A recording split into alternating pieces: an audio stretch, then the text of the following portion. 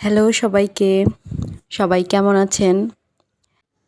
আমাদের ছাদে এই মিষ্টি কুমড়া শাক আর এই করলাগুলো হয়েছে।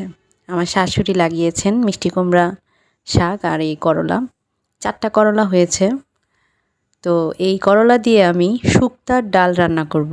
মটর ডাল দিয়ে করলা দিয়ে শুক্তার ডাল রান্না করব। মিষ্টি কুমড়ার শাক দিয়ে আমি পেঁপে দিয়ে ঝোল রান্না করেছি। ওইটা আমার শাশুড়ির ইচ্ছা, মানে ওনার পছন্দ। তো এখানে আমি মটর ডাল, লবণ, হলুদ আর কাঁচামরিচ দিয়ে সিদ্ধ করে নিয়েছি। তারপর আদা, ছোট মানে রাঁধুনি যেটাকে বলে সেটা, আর জিরা বেটে ওইটা আমি সিদ্ধ এই ডালের মধ্যে দিয়েছি। তারপর যথারীতি আমি কালিজিরা, শুকনো মরিচ, তেজপাতা দিয়ে তেলে দিয়েছি ডালটা।